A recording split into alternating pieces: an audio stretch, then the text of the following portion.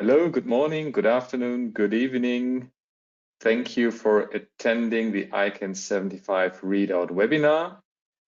We will begin shortly and just give people the opportunity to dial in, and we will start in approximately 2 minutes. Please stay on the line.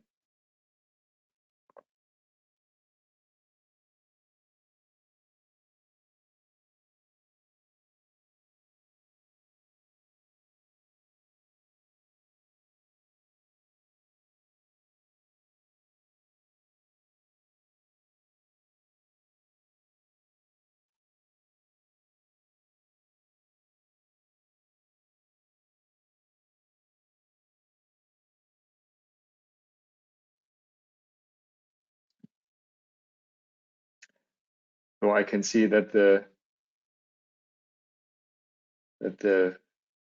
attendee room is now stable. So I think we can start right now. So again, good morning, good afternoon, good evening. My name is Lars Steffen, and I welcome you to the ICANN75 Readout highlights and takeaways from the annual general meeting, which has taken place just last week in Kuala Lumpur. This webinar is a collaboration between ICANN.org and the ECO Association, and your hosts for today are Christopher Mondini, Vice President, Stakeholder Engagement and Managing Director, Europe at ICANN.org, and Thomas Rickert, Director, Names and Numbers at the ECO Association of the Internet Industry. Before we start, I'd like to thank everybody involved for the participation and organization of today's session, and please provide feedback after the webinar. I'd like to introduce you to our speakers today in alphabetical order. So today we have Chris Despain with us. He's council member of the CCNSO. Not with us today because he sent his apologies, but you may have seen him on the agenda. Sebastian Dukos. He is the incoming chair of the GNSO Council. So Thomas Rickert will cover his topics today. But we have with us Philippe Foucault. He is the outgoing chair of the GNSO Council. And Matthias Sudopnik. He is a member of the ALAC. And last but not least with us is Manal Ismail. She's the chair of the GAC. And first of all, I'd like to take you through our housekeeping rules. So this webinar is being recorded. The recording will be available after this meeting. For this webinar, the ICANN expected standards of behavior apply. You are muted throughout the webinar, but of course, while we are doing this is to give you the opportunity to ask questions, and you've got two options to ask questions. On the right-hand side of your screen, you have the dashboard of GoToWebinar, and there you have a question spot, so feel free to type in your questions there. But also you can raise your questions verbally by using the raising your hand functionality in the dashboard. Then we will unmute you, and please state your name and your affiliation before you ask your question.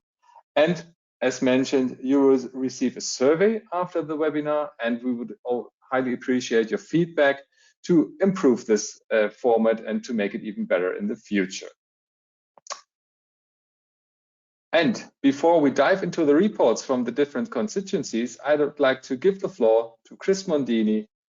Chris, the floor is yours. Hello, Lars, Thomas, colleagues. I'm very delighted and honored and grateful to be here, and grateful to ECHO for the spirit of collaboration in bringing news from the ICANN public meetings to people who may not have attended, or an opportunity to explore more deeply some of the takeaways and highlights among some of the leaders who are here to talk about their work. I have a largely ceremonial role. I'll just introduce some of the statistics and top-line governance happenings and let others go into detail. This was again part of ICANN's effort to put on a good hybrid meeting to make a seamless experience for remote and in-person participants while keeping in-person participants safe. We had 1,957 participants from 112 countries. 1,165 of them were there in Kuala Lumpur at the conference center, and 792 attended remotely. Far and away, this was mostly Asia-Pacific based stakeholders. It was 43% of the total, over 500 of them were able to attend, but still about 200 European-based stakeholders, or 17%, also were attending. And those who were there in person know that we continued to have rather stringent COVID measures, tracing, masks, self-testing, and so forth. Anecdotally, I know there were some positive tests results. I don't know of serious cases, and I don't have any statistics in case anybody's curious. I was asked that question yesterday, and I don't know how any numbers. It was an annual general meeting, which means there were board elections and leadership changes. I'll just highlight a couple of them. ICANN has a new chairman of the board, Tripti Sinha. She is originally from India, currently based in University of Maryland in the United States, and her background is in root server operations. She's the second woman to chair ICANN since its chair, Esther Dyson, in 1998. At the beginning of the days of ICANN. Our vice chair is Danko Jankovic from Serbia, who is well known to many in the European stakeholder community. And I would like to mention also Tobias Sattler, who was selected to the board of the Public Technical Identifiers, PTI, which has oversight responsibility for the IANA function, the root zone maintaining at the top level there. He'll be well known to members of the European and German-speaking community. From a policy development perspective, one highlight for me, which I hope we'll hear more about, was the CCNSO. The board approved the policy about the retirement of the country codes that are no longer needed or no longer existing. This is pretty significant for the CCNSO and took a lot of work, and is an important milestone of what to do when geography, or at least its code, disappears. There was a day dedicated to universal acceptance and work on internationalized domain names, which has been going on now for over 20 years. And I would like to highlight there was a very inspiring celebration of all of the work that's gone into the generation of the labeling for the various scripts. So this is tens of thousands of volunteer hours, volunteers from almost 50 countries working over the past 12 years or so to get 22 different alphabets working in a very detailed and complex way. And we've really, we had an opportunity to celebrate the hard work and volunteers that continued to work on making domain names work in different alphabets. There was a lot of discussion on a future round of generic top-level domains, which we'll hear about. There was a plenary session on internet fragmentation. My takeaway of that is really that it's important to specify to what one is referring when we talk about fragmentation. It's a pretty broad term. My sense was that in the identifier space and the name space, we still have a unified, interoperable namespace, but at different layers of the internet, different sensations of fragmentation occur in service delivery and so forth. We had a concluding session, which has happened in the last couple of meetings, on governmental and regulatory activities. And this is our government engagement team really working with the community, reporting out what we're tracking and inviting the community to also be alert to regulations or legislation that might affect ICANN's remit or affect the functioning of the domain name system. There was a large focus on the International Telecommunications Union, the European Union institutions and initiatives there, and then highlighting some influential markets like China, India, where various legislation on data protection or cybersecurity, we're monitoring very closely to assure that there is not any hindrance of ICANN achieving its mission or the community achieving its work. And then finally, I'll just mention we awarded the Tarek Kamel Awards for excellence in providing training and capacity building to Wolfgang Kleinvector. He's known to many of you as the dean, really, in many respects of internet governance, running his Meissen Summer School, but also he's been involved in countless internet governance initiatives to build a future pool of talent, which we're so grateful for in our community. So those are my highlights. I'm happy to stick around for the discussion, and though I may have to drop off early, but happy to be here and take any questions. I'm always eager to be in touch with European-based stakeholders. Thank you. Thank you very much. And with this, I would like to hand over to Thomas, who will now take us through the further readout. Thank you. Thanks so much, Lars, and thanks so much, Chris. Without any further ado, we're going to discuss what the main topics for the GNSO were. And we're delighted to have Philippe Foucault with us, who is now ex-GNSO chair. And we've asked Philippe to give us a little overview on the latest state of play with respect to the SSAD, which has now taken the form of the discussion about who is disclosure system. And there is a design paper that's been issued by staff.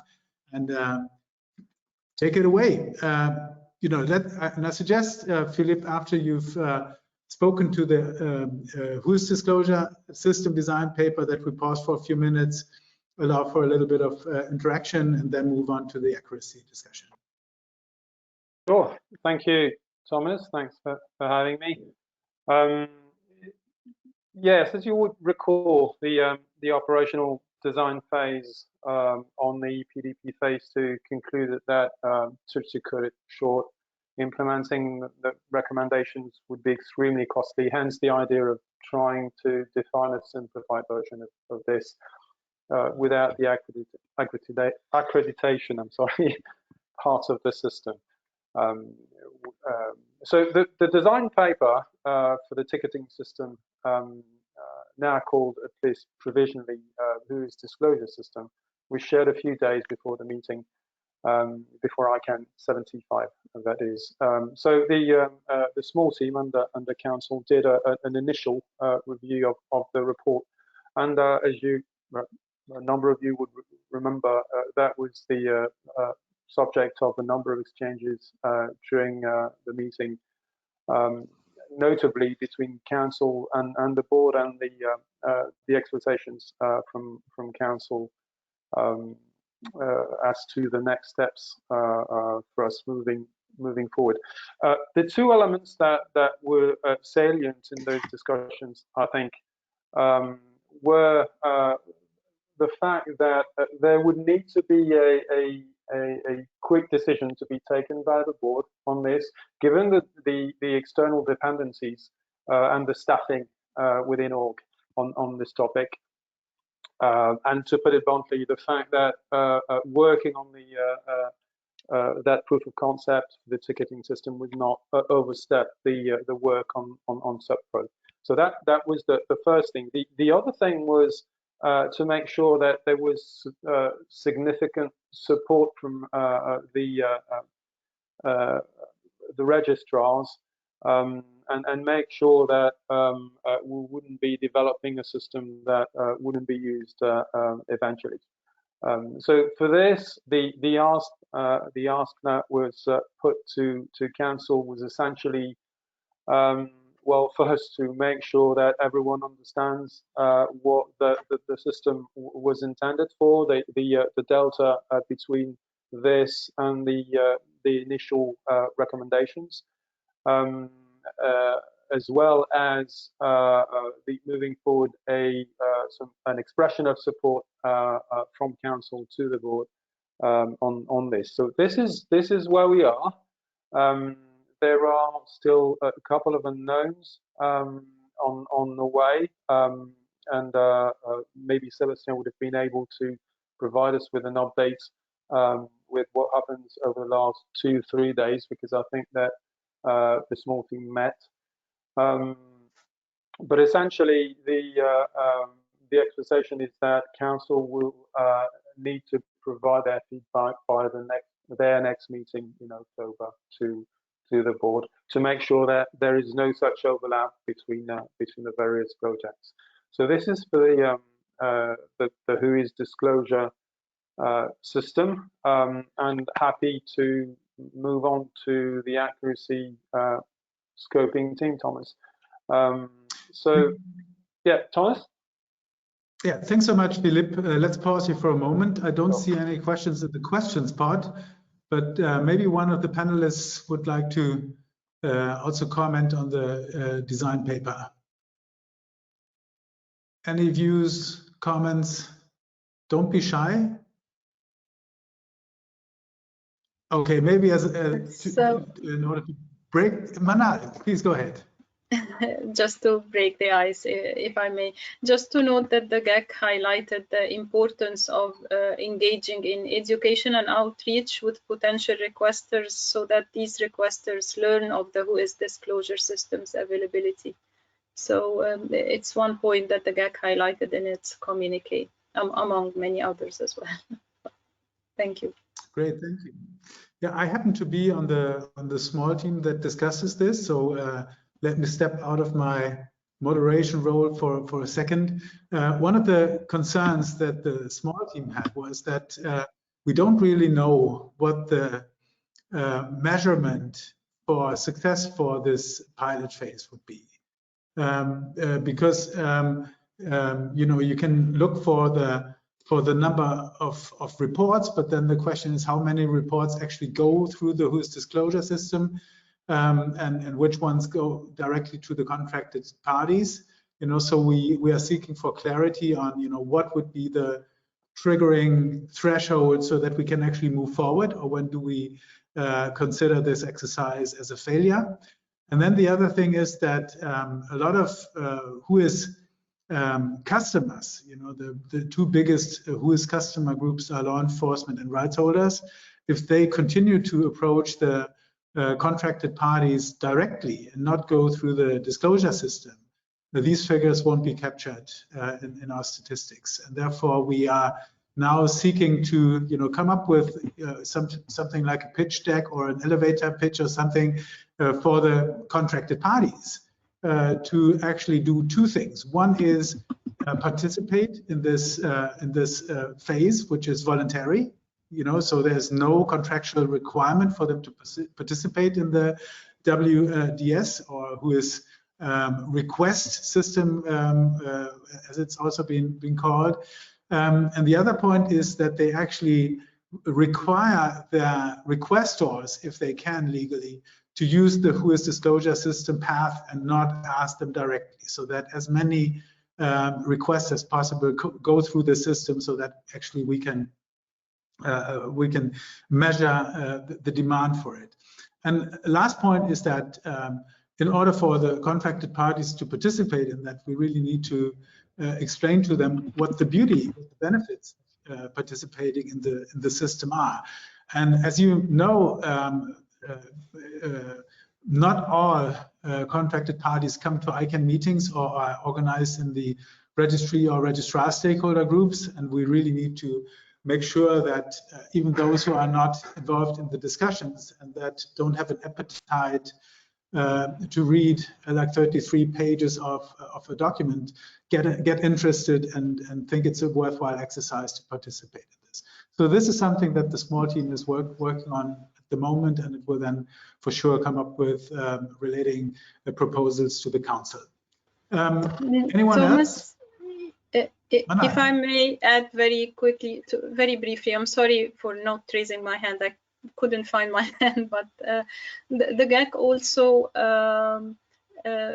found it very important to log the data that goes through the system, even for registrars that chooses not to participate in the framework because logging such information would be useful. And one more thing regarding the importance of including a mechanism to allow for confidential law enforcement requests. Thank you. Thanks so much, Manal. And with that, we can move to the next topic. It's actually the last but one topic for Philippe, because we've not only asked him to talk about accuracy, but also give us a little retrospect on his time as GNSO Council Chair. But let's first talk about accuracy. Philippe, please. Thank you, Thomas. Happy to, if I may.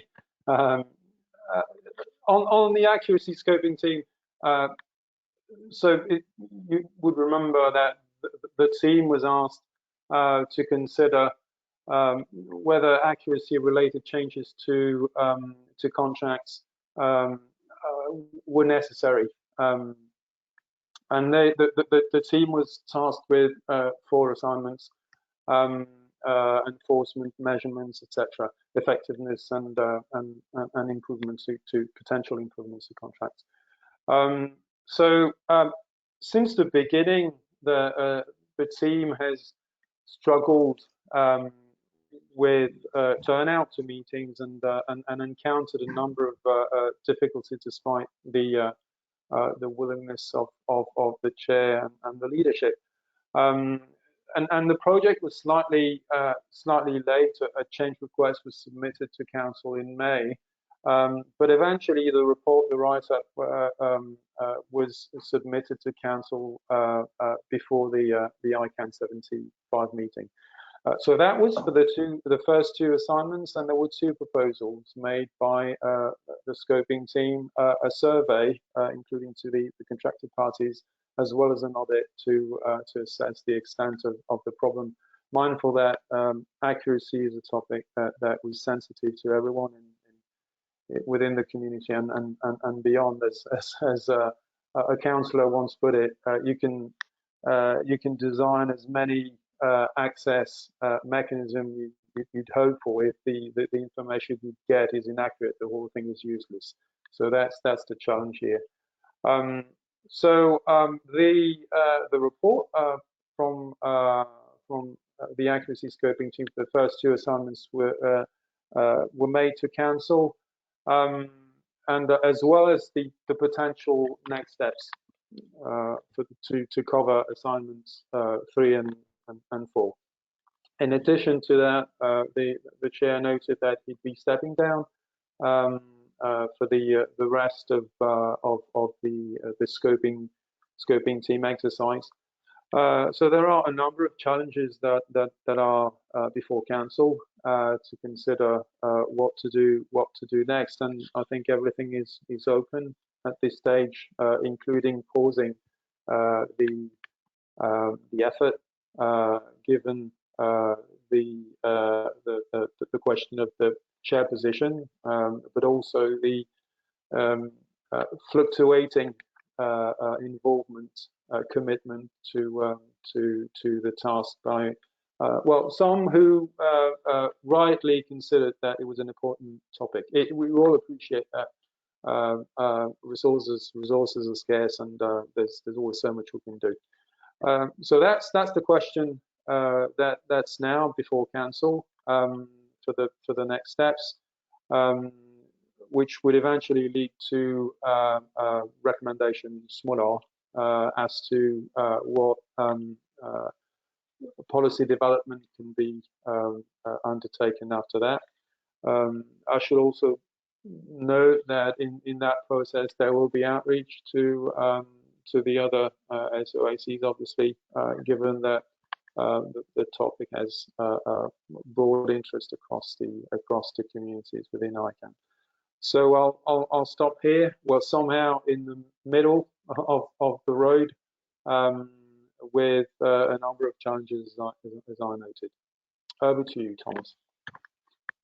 Thanks so much, Philippe. That was quite comprehensive. Does anyone wish to add further comments to the accuracy topic? Or maybe we have an instantaneous volunteer to chair the group. So there's a hand from Manal, and just to be clear, this is one of the downsides of the GoToWebinar tool. So the raise your hand functionality is only available to attendees. So panelists don't have the functionality, so we have to handle with the real raise your hand. So thank you very much, Lars. Good to know I'm not breaking the rules. And very quickly on accuracy, as it is also a topic of interest to the GAC, and the GAC reiterated the importance of addressing efficiently and in a timely manner the issue of accuracy and reliability of domain name registration data. Taking note of the recommendations of the interim report on assignments 1 and 2, but also encouraging the scoping team to continue its work while ICANN awaits feedback from the relevant data protection authorities. There were 4 specific comments on the recommendations. First, the GAC stressed the importance of encouraging the widest possible participation of registrars in the registrar survey, and this is regarding recommendation 1, welcoming the exploration of approaches to incentivize participation, but also consideration of using a third party to design the survey. The GAC also noted regarding recommendation 2 and part of 3 that they may lack necessary clarity and detail regarding the envisioned implementation. And third point, the GAC highlighting the importance of concluding swiftly the data protection agreement between ICANN and contracted parties. And last but not least, urging the scoping team to accompany the recommendations with an explanatory note elaborating on implementation. Thank you. Thanks so much, Manal. Anyone else?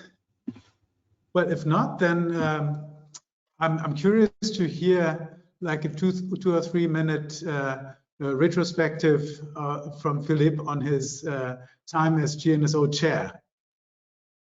Thanks, Thomas. I don't know if that qualifies as a retrospective. There would be so much to say, but I'll just make 2 observations.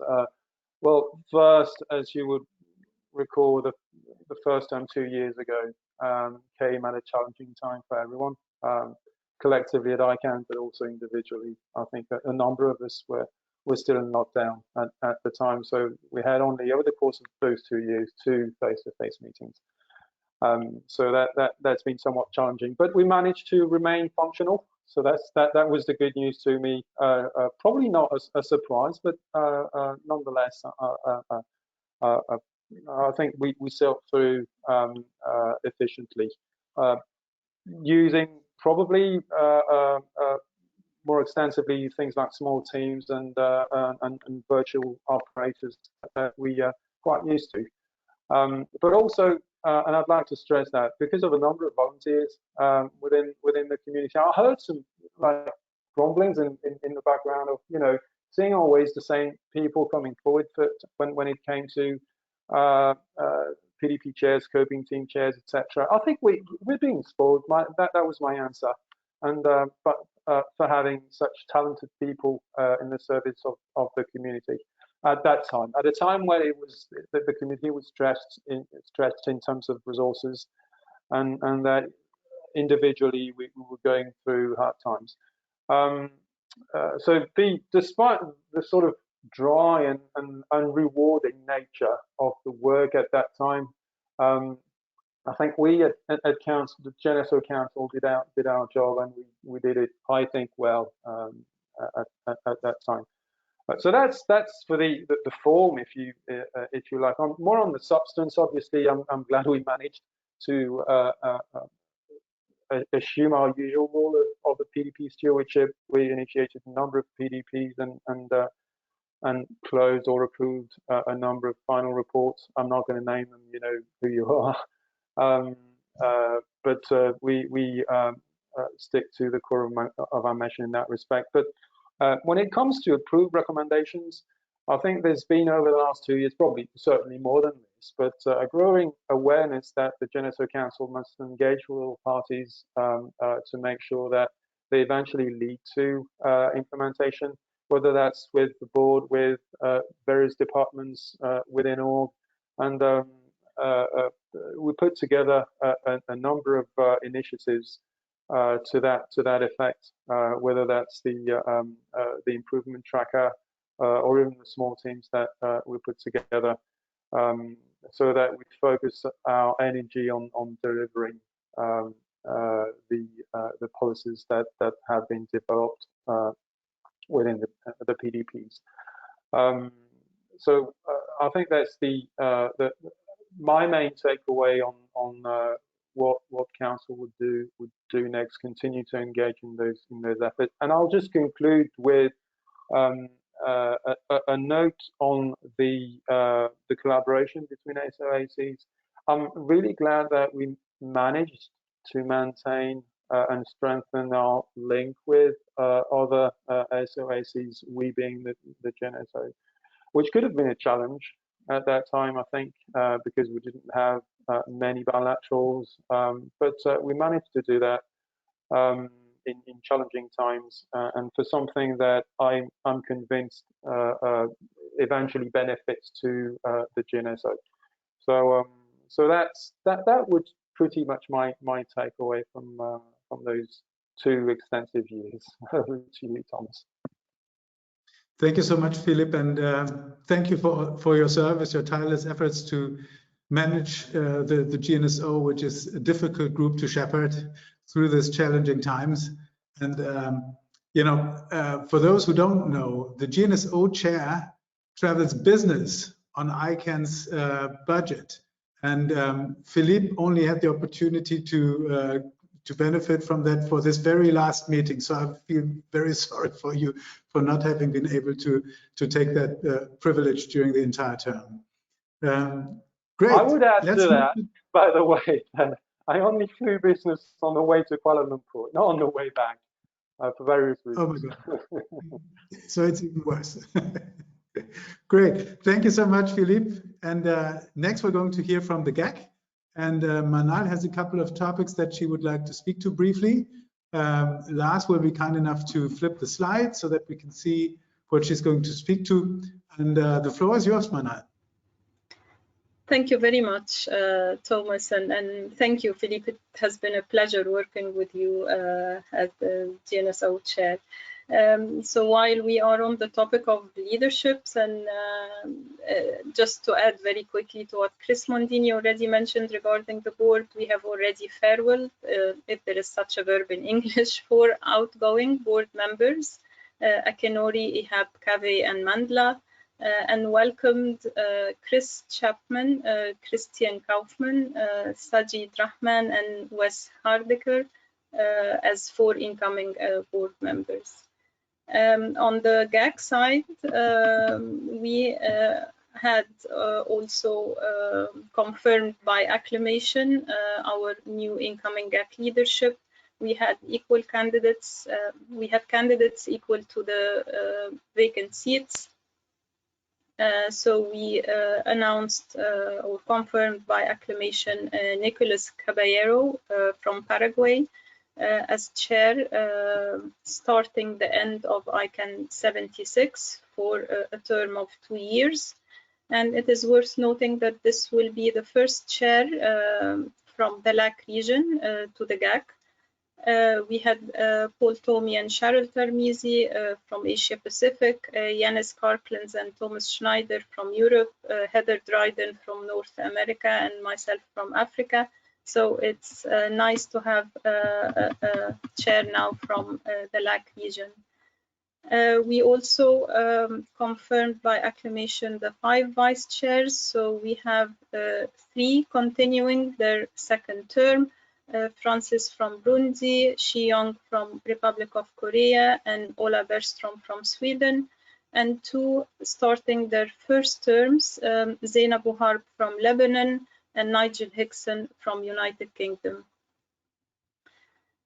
During the ICANN75, we had 76 GAC members and 6 observers attending the meeting in person and online. And we welcome the Kingdom of Saudi Arabia as the newest member of the GAC.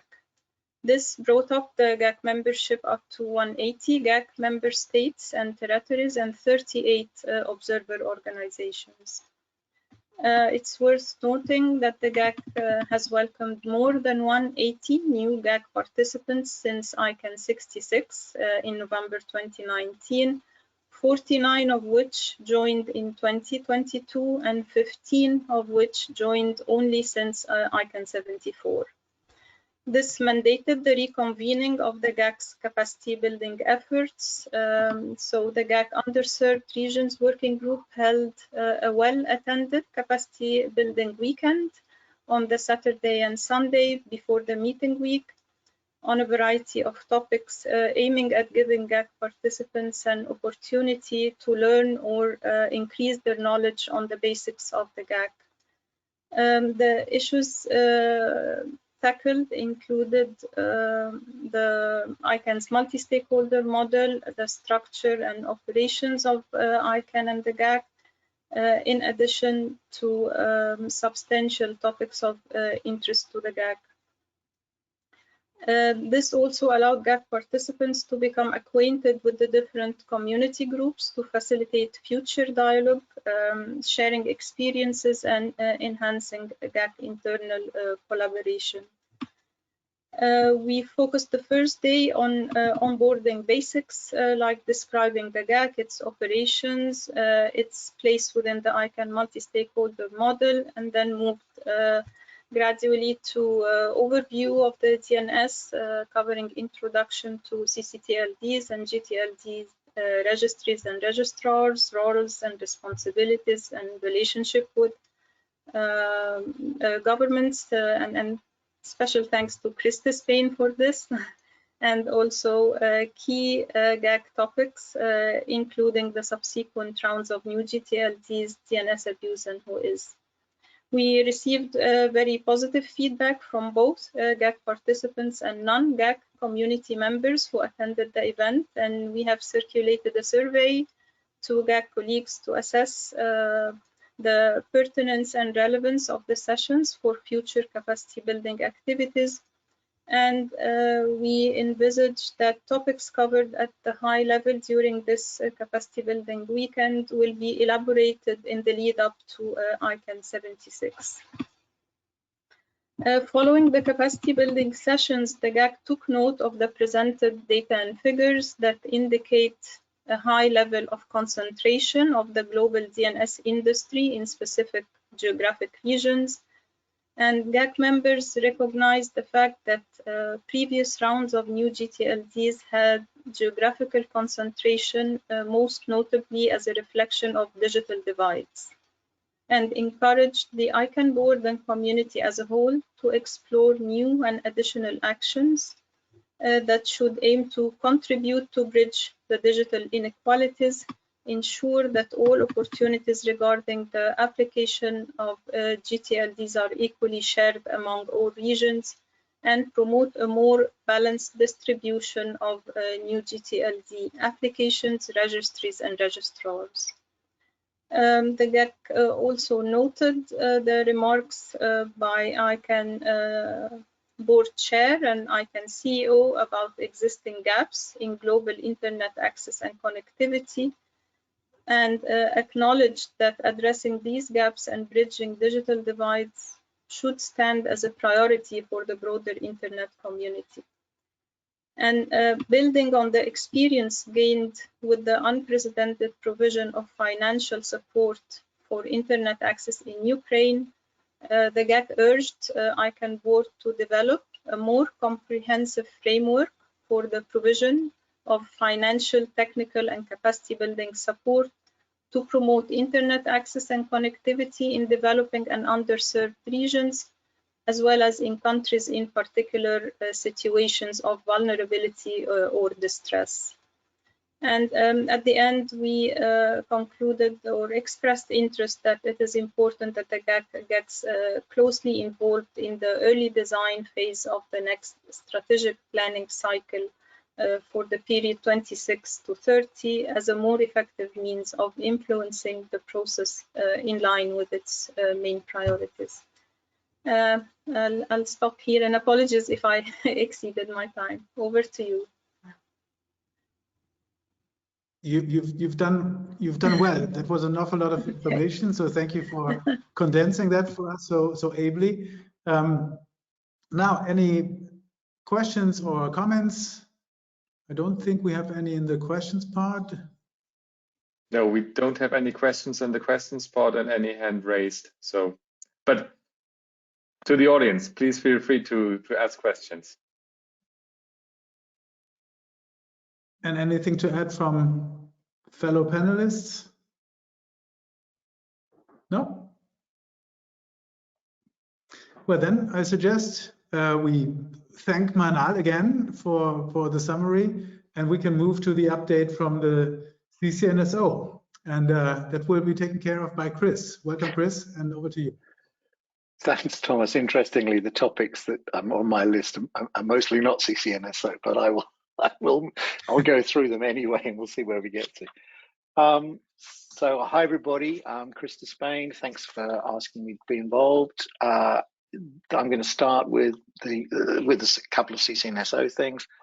One is the DNS Abuse Standing Committee. This is a new initiative that CCNSO has undertaken. You'll be aware that DNS abuse is a hot topic and has been a hot topic for some considerable time in the ICANN community, in the GTLD space. But in the CCTLD space, it hasn't really, because in reality, DNS abuse is a matter for each individual CCTLD, and ICANN doesn't really have a role to play in respect to CCTLD policies. But the CCNSO decided that they thought it would be a sensible idea to set up this standing committee. Its goal is to provide, to gather information from CCTLDs about how they deal with DNS abuse in their own territories. It is intended to provide, I mean, CCs hate the word best practice because it has an implication of if you don't follow it, you're not good enough. But certainly sort of results of surveys of what CCTLs do. It's not a reporting mechanism. I believe that there might have been an understanding amongst a small section of the governmental advisory committee that CCTLDs would now be reporting to them about what they were doing about DNS abuse, and that's not the case. I know Manal didn't misunderstand that, but there might have been some others that did. It is about providing input and to CCTLDs to help them. So those of us that spend a lot of time working on DNS abuse can help those that don't. It's had a number of meetings already, and I think it's going to be a very useful standing committee. The other CCTLD or CCNSO matter I wanted to cover was because Chris Mondini mentioned it briefly, was the retirement policy. I'm not going to go into it, principally because I've basically forgotten what most of the details are, and it's available to read at your leisure should you wish. But I'm going to use it as an illustration of a point that I think is now consistently being made to the board and to the community generally. This retirement policy is only the third CCNSO policy, and there's a fourth one in the pipeline.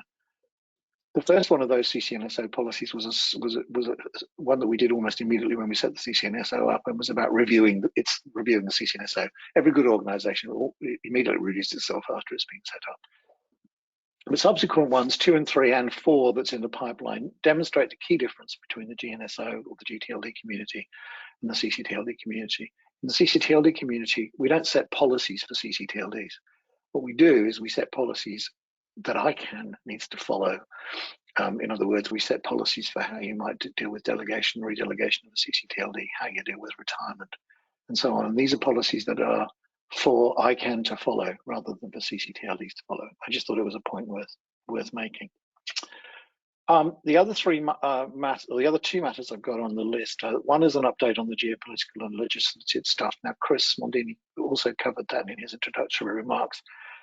I just wanted to make 2 points really. One under that umbrella. One is that obviously one of the major things that was covered was the ITU and the stuff that's going on at the ITU. I think, unless I'm wrong, the vote for the Secretary General is tomorrow in Romania, and that's obviously a matter which ICANN and those of us who are interested are observing with great interest. And the second point I wanted to make was just to call out what I perceive to be a slight change of tone in the approach to the European Commission. But from inside of ICANN, I felt as if there was a clearer willingness on ICANN's part to call out the Commission for responsibility for things that are happening. In other words, it felt to me as if ICANN was more willing now to point the finger at the Commission and say, look, what's happening in respect to this is your responsibility, not our responsibility, and you need to understand that. That may just be me, but it's certainly something that I picked up from listening to a number of things that Joran and others said in various different sessions. Again, I thought that was worth mentioning. The final point is in respect to the review of proposed amendments to the base registry and registrar agreements. And this again comes back to our favorite topic of DNS abuse. And I'm just going to find my notes here because I don't want to get this wrong. Forgive me. I would find my notes if it wasn't for the fact that they refused to come up, but I'll get to them in a second. Basically, this is about DNS abuse, and it's about making some changes to enable to deal with the bee in a bottle debate that's been buzzing around for a very long time in respect to DNS abuse and how the contracted parties deal with it. And a proposal has been made to deal with it in the following way. My notes are now here. I found them. Now, I stressed before I start this is just a proposal. It's currently being considered by the registry stakeholder group as a possible way forward and the registrar stakeholder group as a possible way forward. And it hasn't yet reached a consensus, but it runs something like this. The registrar stakeholder group and the registry stakeholder group would initiate a tightly focused contract amendment process to enhance the DNS abuse mitigation requirements in the registry and registrar agreement. The contract amendments will be narrowly targeted to create a baseline requirement for registrars and registries to take appropriate action to mitigate clear-cut and well-evidenced instances of DNS abuse. And that amendment would not seek to alter the current definition of DNS abuse that exists in the contracts. And in parallel to that, supporting further community work, the proposal would be that there would be a series of tightly scoped policy development processes to discuss tools and tactics for DNS abuse, mitigation and disruption. And this would take place after the contract amendments are negotiated with ICANN. So if you can simply put, you can see the intention would be the contract negotiations are a matter for the contracted parties and ICANN. There's a willingness, a desire indeed, to lift the floor and amend the contract so that there is a requirement for mitigation on DNS abuse, which there isn't currently, and that would enable ICANN compliance to do their job in a better way. And then secondly, an acknowledgement that this is that in respect to DNS abuse, what it actually is a matter for the community in policy, and so therefore we would take, as an example, we would take malicious registrations as a topic. We would run a PDP on that and work out what exactly fits into that section. ICANN has, and I think Joran said this in various different meetings, ICANN has embraced that approach as a good way forward, subject to the registries and registrar constituencies, stakeholder groups. Agreeing that reaching consensus that they think it's a good way forward. That is being worked on, and the intention, if that can be reached, is to start that work as soon as possible. Thomas, I think that covers the points that I was asked to cover, and I'll happily answer any questions. Thanks so much, Chris. Well done. Lars, I don't think we have any questions in the questions spot, do we? No, we don't. So that's a shy crowd today. Philip, you have your hand raised. Yes, thank you, Thomas, and thanks, Chris. Just in the spirit of sort of sharing views on the various sessions, on the ITU, well, this regulatory development session that we had, and the ITU part, what was striking? So there were two things. There were the election that you alluded to, which is, yes, I also think that's tomorrow, where you have a candidate that's the proponent of sort of, let's cut it short, takeover from intergovernmental organization of ICANN and ITF and all the rest of it, as well as the changes made to the resolutions, what they call the resolutions at the ITU. And I think that in as much as the first part, the election and the role of the General Secretary is really important in framing the work of an organization like the ITU. The resolutions, which are, and not a lot of people mention that, they're there to sort of frame, scope the work of the study groups within the ITU. They're sort of, you know, the general scope of what is expected from those who actually do work. I think they're somewhat overestimated. Speaking from the inside of as a member, a sector member of the ITU, in 15 years of work, I've never seen anyone saying, look, it's not within a resolution, you can't work on this. It's sort of, you know, high flying concepts that are in practice hardly ever used. I guess what I'm saying is that the first part, the election, is a really important topic. The changes made to the resolutions are, in my view, probably not as important. Just a small note on that.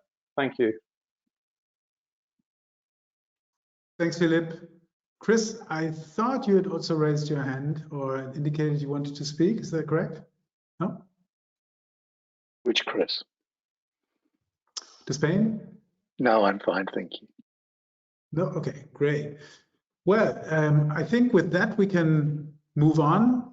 Actually, we hope to have Sebastian Ducos with us today, the newly elected GNSO chair and Philippe's successor. And I'm sure we will have him with us on one of the next readouts, but we've asked him for his outlook to the year that he's going to be GNSO chair. So we have to save that for later. But one of the topics that we've asked Sebastian to speak to is actually the topic of prioritization. There are ongoing discussions in the GNSO Council. There was a strategic planning session where prioritization was discussed, and also afterwards during several meetings we've always picked up the topic of, you know, how ICANN should prioritize its work. And as you will know, there's actually an issue that's not only visible to the ICANN community, but also abroad, that ICANN takes a lot of time for ICANN to implement recommendations that come out of the GNSO.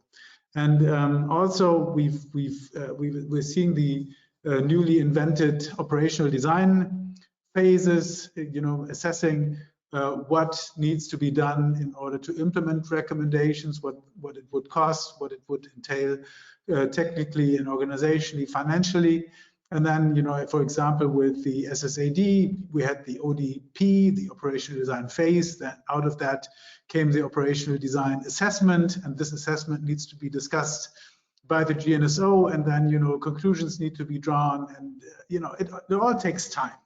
And ICANN has now suggested, and I think rightfully so, to have a GDS liaison that participates in the working group's work. And that would also help inform the community about, you know, potential implementation work that needs to be done. And we had a bit of a discussion on, you know, how the mix of these three issues is going to be. And Philip, correct me if I'm wrong, but I think that it's more or less consensus inside the GNSO and the GNSO Council that we should do what we can as a community to support efficient policy making, so that we come up with recommendations that can be easily implemented, but also that we support the org in streamlining its efforts in supporting the community in doing so, and also in the actual implementation work. So that we think that a lot of emphasis should be placed on the PDP working group's work, so that we get information on what recommendations that will likely be subject to the consensus call would take in order to be implemented, so that if we get intelligence from the org telling the working group members, well, if you proceed with this proposal that you're currently discussing, that would mean this and that if we actually had to implement it. And that would give the PDP working group an opportunity to do course corrections if need be, and come up with other or better recommendations that can be implemented more easily. So that, once GNSO working group recommendations go to the GNSO Council, they can be adopted with a clearer path to implementation, and it would also facilitate the efforts after the fact and reduce the risk of friction between GNSO policy consensus recommendations and the board's actions or the org's actions. So we hope that we can streamline these processes as we move on. The other topic, before I hand over to Matthias, that I wanted to speak to briefly, which was on Sebastian's list, is the DNS abuse small team. Actually, we have a couple of small teams in the GNSO, where a sub-team of or a smaller team from the GNSO Council works on topics to report back to the full GNSO Council for the Council then to decide on next steps. So this is not policy. These are not GNSO recommendations, but these are recommendations from the small team that are going to be sent to the GNSO Council on DNS abuse, as it is. So basically what we came up with, and I'm saying we because I happen to be part of that small team, is that we came up with recommendations for the council to consider, and these are: number one, to work on malicious registrations. As you know, we make a distinction between compromised domain names and maliciously registered domain names, and the small team is suggesting that the GNSO Council considers requesting the development of a preliminary issues report, which is the first step in the policy development process on the topic of malicious registrations. The second recommendation is surrounding bulk registrations. The small team recommends that the GNSO Council request the registrar stakeholder group and others, for example, ICANN.org and the DNS Abuse Institute, to further explore the role that bulk registrations play in DNS abuse, as well as measures that registrars may have put in place to address this vector. The third recommendation deals with DNS abuse reporting, and it encourages the Council to continue its dialogue between contracted parties and DNS abuse reporters, so that we can get more efficient in reporting. And the fourth recommendation is on action and enforcement. The small team recommends that the Council reaches out to the registrar stakeholder group and the registry stakeholder group to share the findings of the small team and request feedback on how these potential gaps can be best addressed. And in doing so, we've actually looked at all the existing policies that have to do with DNS abuse, and we actually spotted some areas that warrant further clarification. So that's what this fourth recommendation is about. I've truncated this a little bit because the report is far wordier, but just for the sake of giving you a little overview of what we achieved, and create an appetite for you to go find the documents and read them, I will leave it there. And that allows us to go to the next topic or the next speaker. And we're now going to hear a little bit of an update from ALAC, and we have Matthias with us today. Matthias, over to you. The floor is yours.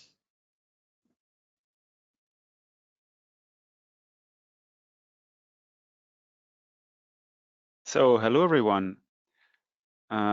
Yeah, thank you to the host for having me here again and giving me the opportunity to represent the at-large community, and particularly focusing on the ALAC topics.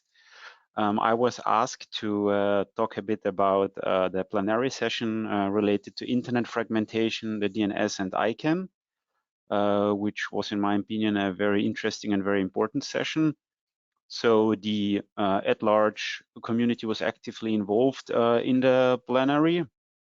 And yeah, it seems that on the fragmentation issues, the interest and also concerns of ALAC, GAC, and ICANN are aligned. The plenary also contributed to the emergence of an shared understanding of internet fragmentation, and also provided a space for an inclusive dialogue and reflection on the challenges, I would say. And also it presents to the ICANN community and try to identify shared priorities and also responses. The fragmentation debate is not new, but over the last decade, as we know, geopolitical tensions have impacted the internet ecosystem and threatened also its openness and universal nature. And yeah, while it is unlikely that in the near future any country will cut itself off completely, I would say from the universal open internet due to economic and also political disadvantages of doing so. Yet it's still a grave mistake not to take the current trends toward fragmentation very seriously. And yeah, particular concerning are trends towards multiple and incompatible root zone files and associated naming and numbering systems. Then the DNS root is at the center of the contention because it is a centralized point of control on the logical layer. And other concerns were also changes in the routing architecture and the spread of incompatible technical standards. And there were also then two scenarios kind of predicted. So the first one was bifurcation of the internet as a result of a strategic competition between the US and China, resulting in the technology kind of Cold War. Just for the participants, which might say, "Oh, what is this term about?" Bifurcation is I would say of a dynamic system, qualitative change in its dynamics produced by varying parameters by definition. And then the second concern was federated internet, so motivated by a desire for more autonomy with a network of national states linked by the internet protocol, but for most parts separated. So these trends may fragment the open and universal internet to an internet experience based on locations of end users in kind of like sovereign territories. And this will limit their access to information and expose their data to national governments. And another concern is or was that fragmentation shifts the internet governance from the global multi-stakeholder model to a government-controlled model.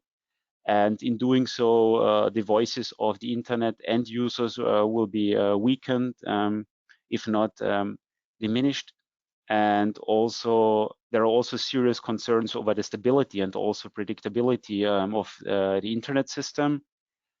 And yeah, and finally, I would say there were also concerns over innovations, mainly in kind of blockchain innovations, so that they're aimed to decentralize the DNS system. And these are often initiated by non-governmental actors for commercial interest and or libertarian sentiments. And while unlikely to gain prominence, but still concerning. And yeah, as we know, the internet is an extraordinary human achievement and also the defining technology of our time. And its fragmentation could be determined not just for the technology, but also for our democratic values and lifestyles. And so far, I would argue the open and universal internet has shown a remarkable resilience, but how long and how far might it be possible? And yeah, this was kind of also for me a bit the question mark then at the end. How should the ICANN community argue in this kind of like argumentation or act? So more like reactive or proactive? And with this, yeah, I want to give back to you, Thomas, to the floor. Maybe some of the speakers want to add something. Otherwise, I can then go on, or maybe there are some questions from the audience. Thanks so much, Matthias. Anyone from the panel? We definitely had a shy audience today.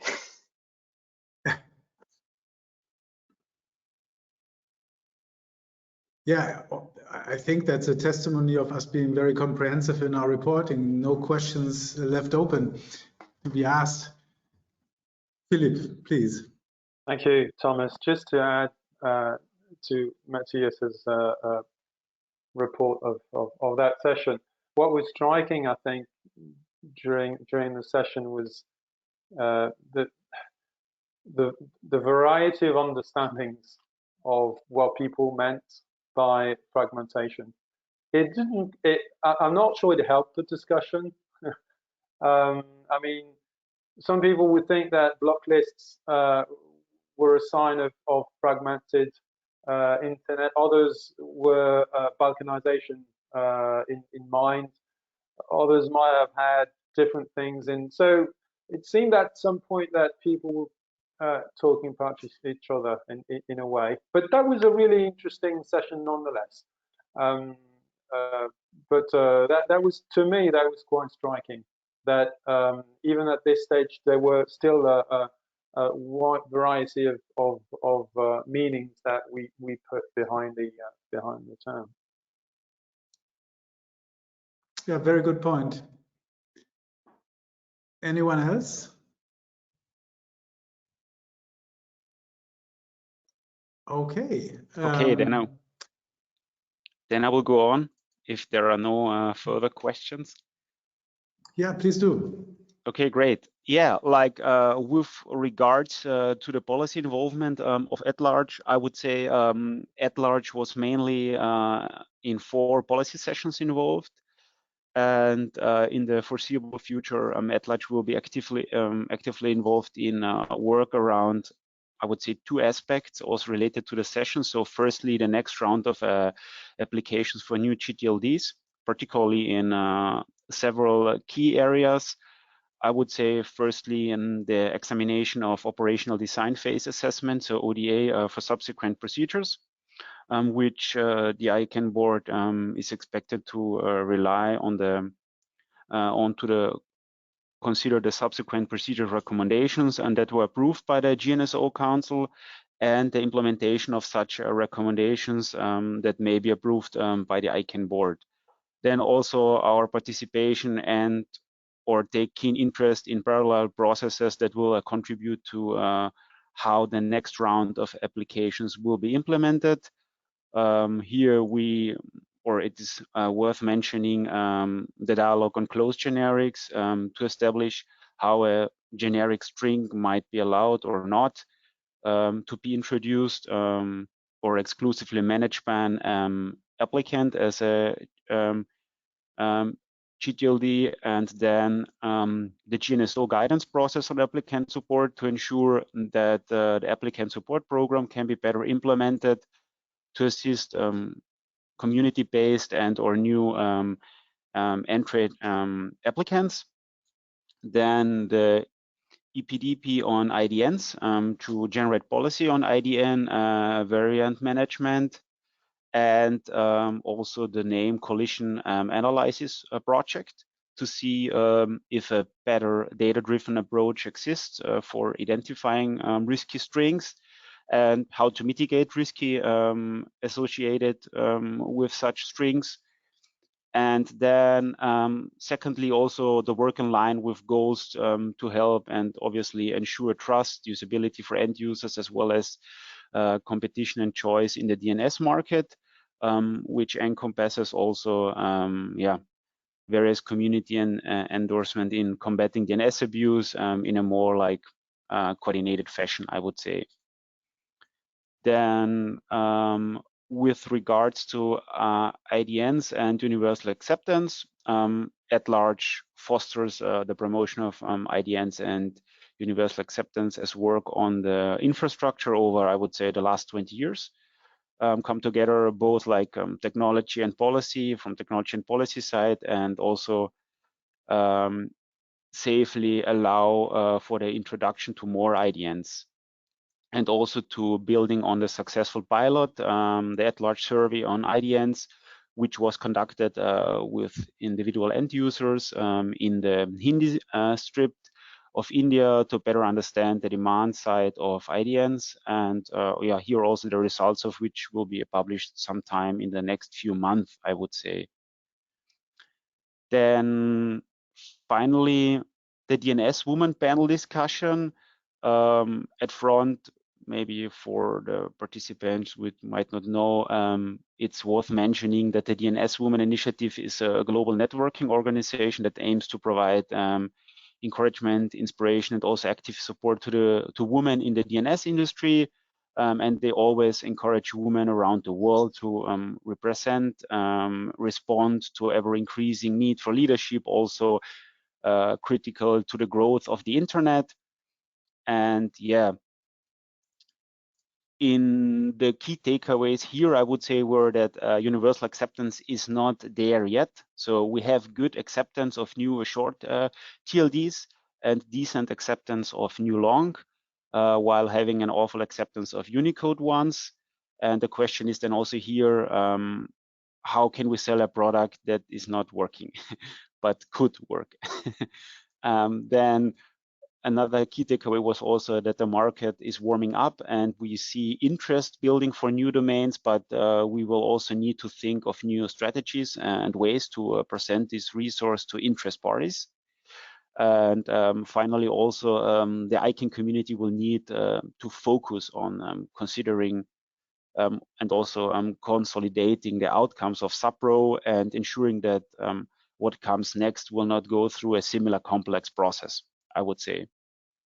Yeah, so in a nutshell, this panel really tried to discuss these points in various different, with various different stakeholders in different angles, and yeah, with regards to this market preparedness of these new rounds of new GTLDs. And yeah, so far, these were my points. Thank you, and back to you, Thomas. I'm open for questions, of course. Thank you so much, Matthias. Do we have any comments maybe on the SUBPRO, the next round of TLDs topic? Any views, commentary? Manal mentioned in the chat that she would like to add some points to this. Please do, Manal. Thank you very much, Thomas and Lars and Matthias for the comments on SUBPRO and IDNs. Yeah, I had also a few comments from the GAC meetings. So as part of the ODP work, ICANN.org identified several policy issues for ICANN board to address. This includes closed generics due to lack of agreement and recommendations in the SUBPRO PDP working group final report. And as you may all know, the GAC and the GNSO agreed to take part in this facilitated dialogue and invited representation from the ELAC. The GAC also confirmed agreement on the selection of Melissa Peters-Allgood as facilitator for this effort. And we have already identified 6 participants from the GAC side, and I believe we will have also 6 participants from the GNSO side, in addition to 1 participant and an alternate from the ELAC. There was an informal getting together at ICANN75, which I unfortunately had to miss due to other conflicting sessions. But the dialogue is yet to start post ICANN75, and this will be based on a problem statement and briefing paper drafted on 5th of September and circulated by ICANN.org and Melissa as a facilitator. Should we reach an agreement on a framework on closed generics, then the broader community will be invited to provide feedback.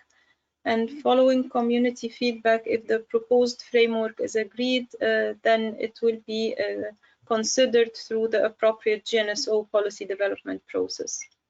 If the dialogue does not result in a mutually agreed framework, the board will then need to consider appropriate next steps. So this is on closed generics. The GAC also discussed the upcoming launch of the GNSO guidance process on applicant support and reaffirmed its continued interest in the improvement of the applicant support program for the next round of new GTLDs.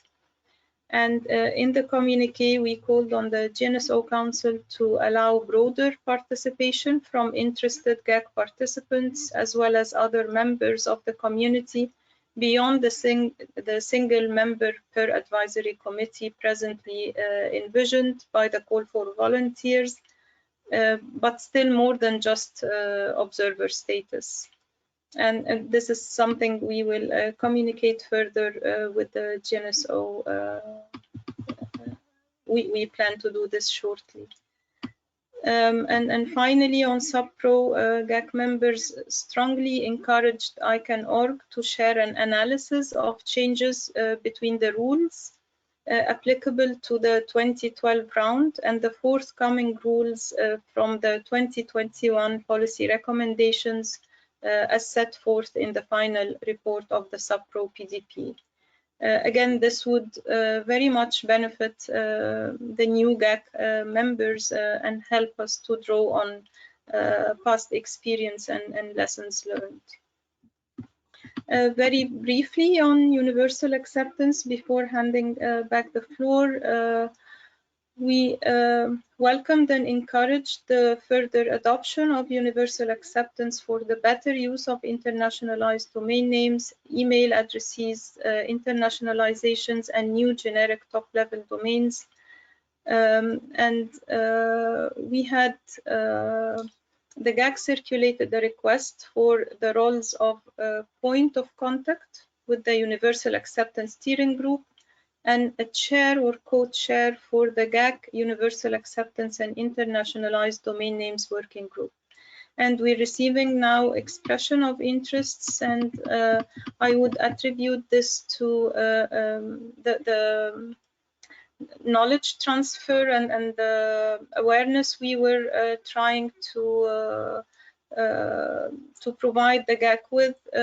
Most recently, a 90-minute webinar on the topic before ICANN75, just to bring everyone up to speed and provide the needed background information to encourage GAC members to volunteer. So I hope this would keep the GAC up to date on the topic and keep the GAC informed on what's requested from the governments and how they can help in the widespread and adoption of universal acceptance and the promotion of a seamless uptake of IDNs and new GTLDs. And finally, we welcome the initiative by the Universal Acceptance Steering Group on having an annual Universal Acceptance Day. The first one will be taking place on 16th February 2023. So we encouraged individual GAC members and others in the community also to take part during this day. I'll stop here and hand it back to you. Thank you. Thanks very much, Manal. Anyone else?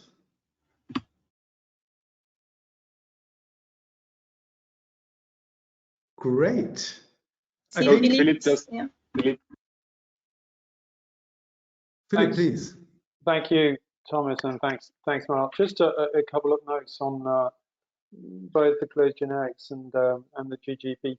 On the closed generics, and indeed the small team informally met on Thursday. I think it's it's now clear that there will be two challenges for the team. The first is to stay committed to the remit of the work as was put forward by the board, and that will be a challenge, and it was quite clear from the discussions we had on Thursday. The other one is the time frame. The goal for us would probably be to deliver something by the next ICANN meeting, and if we want to have a face-to-face meeting between now and then, it might prove challenging. So I think this also goes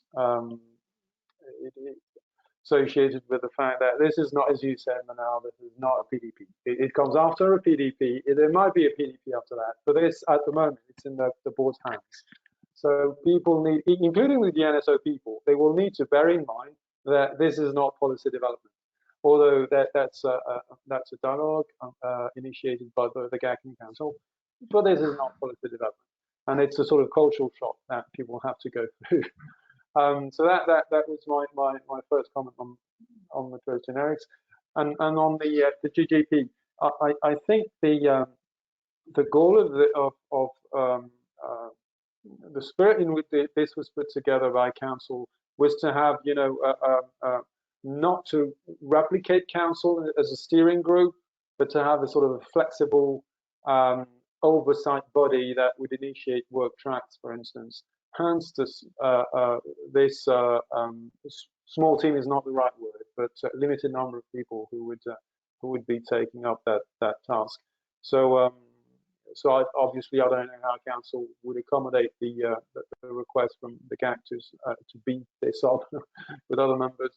But just to say that there was exactly this, having this, you know, tightened effort was exactly the spirit in which this was initiated.